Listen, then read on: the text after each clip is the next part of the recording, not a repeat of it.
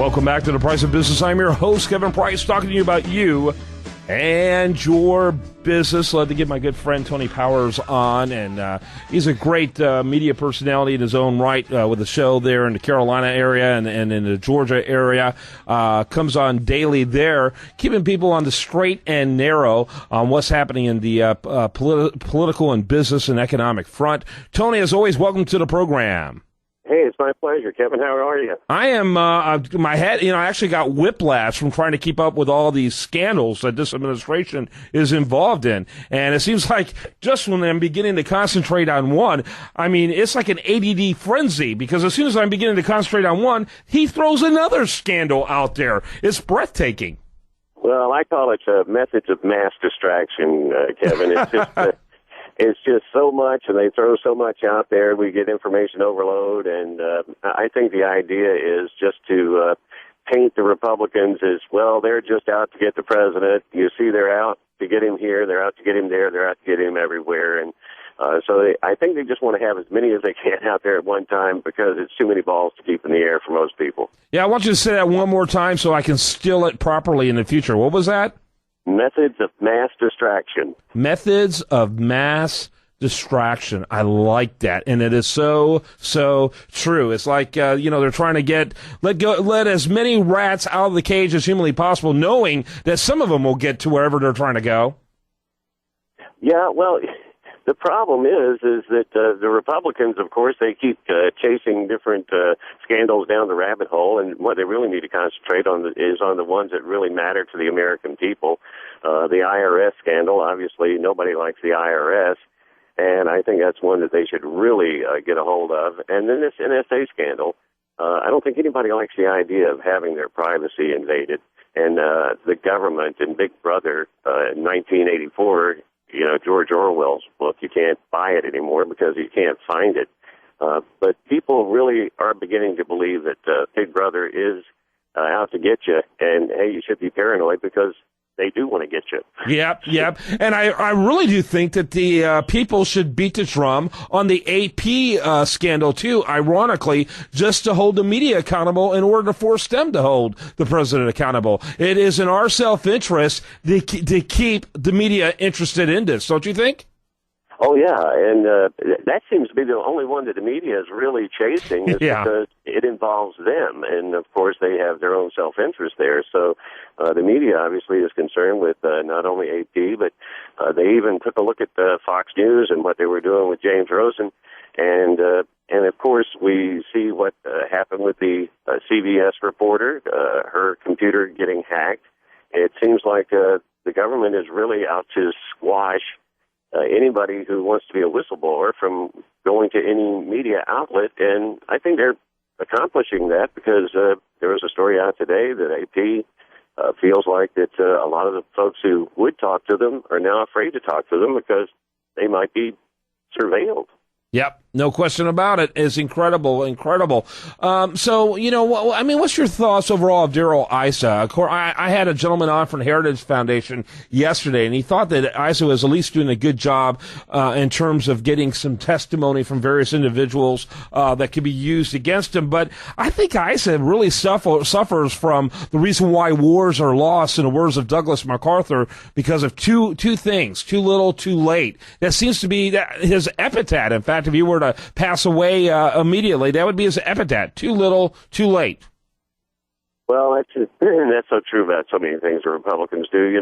They wait too long to go after these things, and then when they do go after them, they don't go after them full-throated, and they really need to.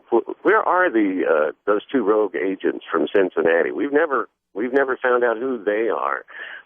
Who was it that was giving the Benghazi talking points to the CIA? We never found out who in the State Department did that. Who did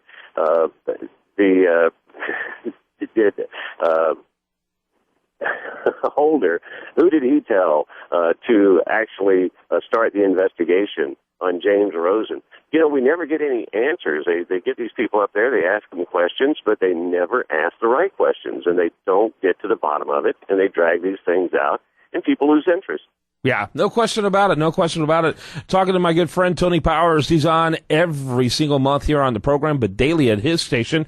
And by the way, you can learn more about him over at italkus.com. And I encourage you to tune into his show. He does a great job all the time.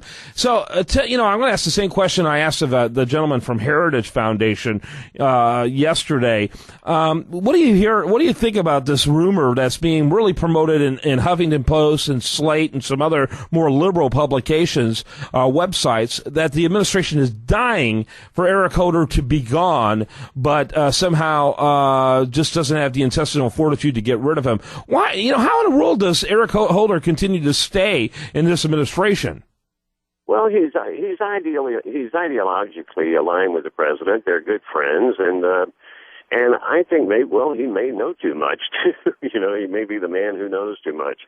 But I don't see the president really getting rid of him. I think we're probably going to see Holder kind of do one of those Friday afternoon document dumps one day in late August, and he's going to probably ease out on his own accord.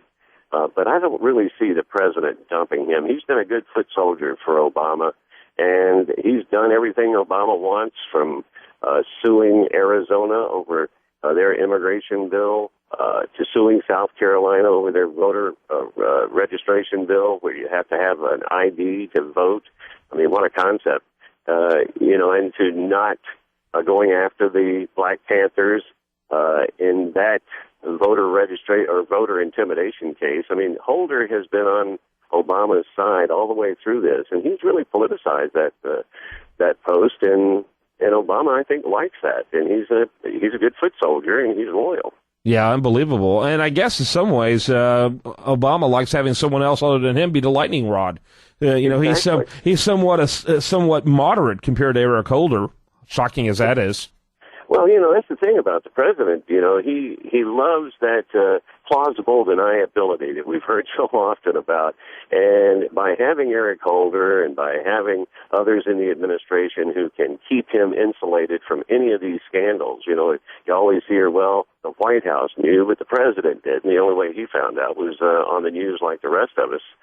So he's got the Eric Holders out there, and of course even Hillary Clinton helped insulate him from the Benghazi scandal, and Holder, of course, back to Fast and Furious. He's been insulating the president for a long time, and so I think Obama likes that plausible deniability, and he's going to keep people there who are willing to take the heat for him. Yeah, earlier this week, I was in Chicago, reporting from Chicago at the Human Resource Conference, and ironically, Hillary spoke there at an HR conference, and I doubt seriously she used Benghazi as an example of taking care of employees.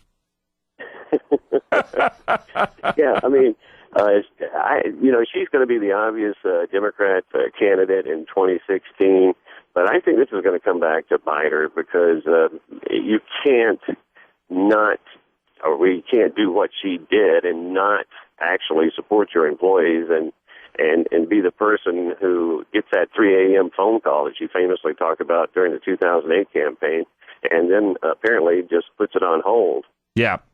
Got about a minute left. What do you think about the Republican prospects in the next election cycle, 2014?